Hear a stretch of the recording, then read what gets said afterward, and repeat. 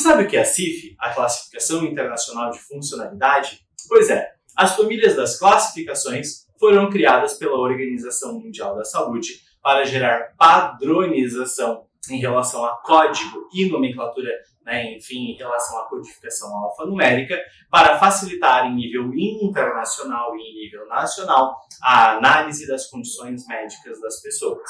A classificação que nós somos acostumados é a CID, Classificação Internacional de Doenças, na sua 11ª revisão.